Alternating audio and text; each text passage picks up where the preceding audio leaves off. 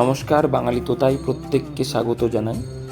আমরা ঘুরতে এসেছিলাম মায়াপুর শ্রী চৈতন্যদেবের লীলাক্ষেত্র, গৌরাঙ্গ মহাপ্রভুর জন্মস্থান। তো এখানে ঘুরতে এসে আমরা গঙ্গা স্নানের জন্য গেছিলাম।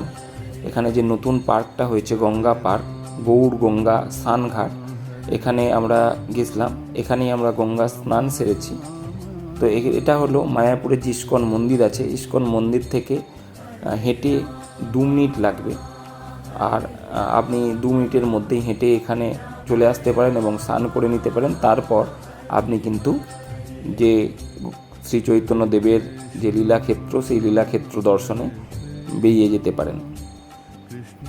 এখান থেকে ইস্কন মন্দির থেকে একবারে ঢিলছোড়া দূরত্বে এখান থেকে ইস্কন মন্দির আপনার দেখা যায়। আমরা চলুন এগিয়ে যাই গৌড়গঙ্গা স্নানঘাট। ওখানে গঙ্গা পুজো সবসময় হচ্ছে এবং স্নানের ব্যবস্থা আছে। প্রয়োজন নেই হোটেলে স্নান করার বা কোথাও স্নান করার। আপনাদের গঙ্গা স্নানটাও মায়াপুর ঘুরতে এসে গঙ্গা স্নানও হয়ে যাবে, কোনো অসুবিধাই নেই। যেহেতু মায়াপুর গঙ্গার তীরবর্তী একটি শহর এবং এখানে শ্রীপ্রভু গৌরাঙ্গ মহাপ্রভু জন্মগ্রহণ করেছিলেন। তো সেক্ষেত্রে একসাথে দুটো কাজই হয়ে যাবে, গঙ্গা স্নানের সাথে সাথে শ্রী মহাপ্রভুর দর্শন। তো আমরা আপনাকে এখান থেকে ইস্কন মন্দির কতটা কাছে তা আপনাদেরকে দেখানোর চেষ্টা করব।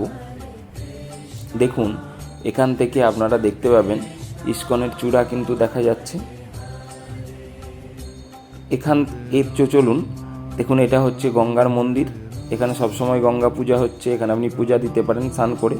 তো এখানে তবে যাদের স্নান করতে তেল সাবান যারা ব্যবহার না করে স্নান করতে পারেন না, তারা কিন্তু করতে পারবেন না, কারণ এখানে তেল সাবান মেখে স্নান করা কিন্তু একদম নিষেধ আছে। আর এখানে অবশ্য ছেলে মেয়ে, স্ত্রী পুরুষ উভয়েরই স্নান করার আলাদা আলাদা জায়গা আছে। এটা পুরুষদের জন্য এবং ওখানে লেখাই আছে যে তেল এবং সাবান ব্যবহার করা যাবে না, আর ওটা মেয়েদের জন্য স্নান করার জায়গা। তো আমরা এখানে স্নান টান সেরে নিয়ে, যেহেতু আমরা ইস্কন মন্দিরে ছিলাম, ওখানে আবার ইস্কন মন্দিরেই আমরা ফিরে গেছি, কারণ ওখান থেকে বেরিয়ে যাব আমরা দর্শন করতে। তো আপনারা আর এখানে যে স্টলগুলো, ইস্কন মন্দিরের যে দুপাশে স্টলগুলো আছে, এই স্টলগুলো মোটামুটি ভালো, খারাপ না। একটু বার্গেনিং করে নিতে পারলে খুবই ভালো, খারাপ তো হবে না। তো এখান থেকে যে চৈতন্যদেবের যদি জন্মস্থান বা যে আমাদের টুকরি সাইড সিনগুলো যেগুলো আছে, সেগুলো যদি আপনি দেখতে চান, টোটোতে 150 থেকে 200 টাকা নেয়।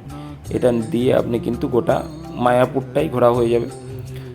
আর মায়াপুরটা ঘোরার পর আপনি যদি একটু লঞ্চে করে যদি মায়াপুরের উল্টো দিকটা হচ্ছে আপনার নবদ্বীপ, তো ওখানে যদি নবদ্বীপ চলে যান, ওখানেও 200 টাকা নেবে, পুরো নবদ্বীপটা ঘোরা হয়ে যাবে।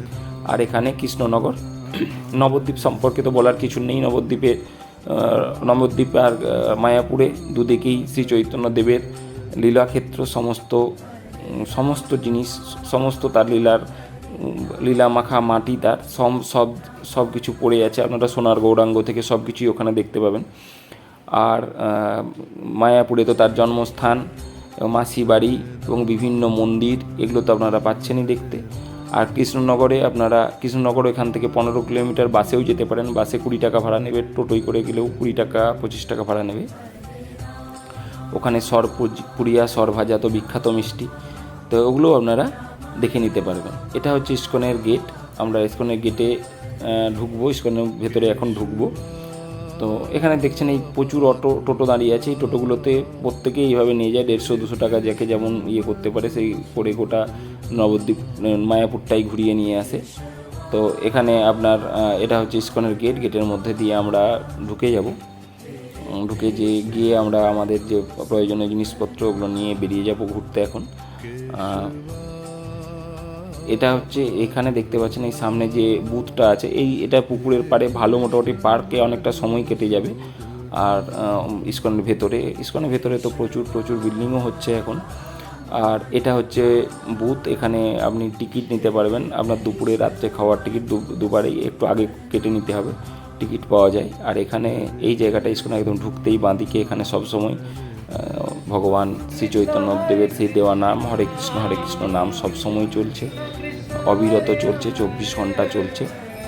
তো ইস্কন আপনি ঘুরে দেখতে পারেন এবং কম খরচের মধ্যে কিন্তু একটা ভালো দর্শনীয় স্থান ইস্কন। মায়াপুর, নবদ্বীপ এগুলো কিন্তু কম খরচের মধ্যেই আসা যায় এবং ধর্মীয় স্থান, প্রচণ্ডভাবে ধর্মীয় স্থান, বৈষ্ণবের লীলাক্ষেত্র। এই বৈষ্ণব ভূমে আপনি আসতে পারেন, যেখানে ভগবান গৌরাঙ্গ মহাপ্রভু অবতীর্ণ হয়েছিলেন। এই ছিল আজকের ভিডিও। ভালো লাগলে অবশ্যই চ্যানেলটাকে সাবস্ক্রাইব করে পাশে থাকবেন। নমস্কার।